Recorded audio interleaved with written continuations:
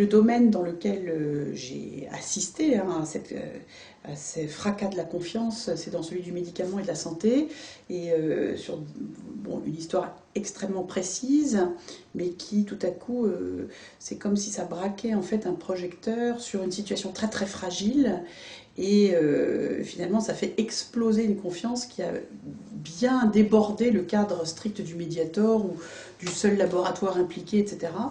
Parce que, on va y revenir, mais on s'est aperçu qu'en fait, le Mediator révélait un certain nombre de comportements et d'attitudes des responsables de la santé en France, autorités comme médecins, je ne parle même pas des industriels d'ailleurs, et qui sont effectivement de nature à saper la confiance.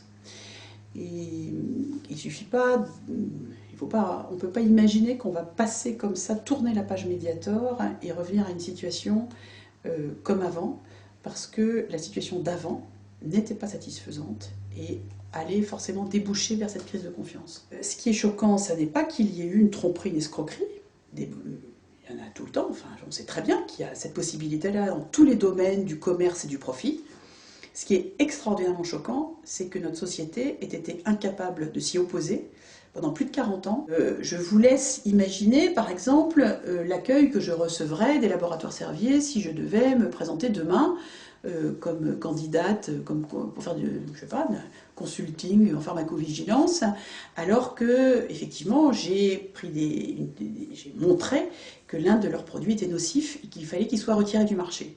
Donc, jouer un jour le gendarme et le lendemain les voleurs, ou un jour les Indiens et un jour les cow-boys, c'est pas raisonnable, et ça fait partie, si vous voulez, de finalement la sensation qu'il y a des passerelles. Malheureusement, ce sont surtout des symptômes de justement ce dont on parlait.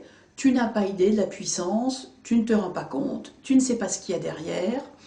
Voilà. Et effectivement, je savais que c'était très puissant, je savais qu'il y avait une emprise de ce laboratoire, du petit médecin de campagne, en passant par le pharmacien, au leader d'opinion, aux sociétés savantes, mais je n'imaginais pas à quel point, effectivement, ces liaisons sont devenues tellement consubstantielles que même après des histoires aussi effarantes que cette escroquerie mortelle, on ne puisse pas défaire ces liens. Et tous les médecins de France ont ce problème-là aujourd'hui, mais ils ont un problème de confiance des patients vis-à-vis des médicaments, mais ils ont aussi un problème de confiance vis-à-vis d'eux-mêmes et de leur propre prescription. Ils ont le vertige maintenant devant leur prescription. Je vous rappelle que les prescripteurs de Mediator ont été trompés également. Il n'y a pas que les consommateurs.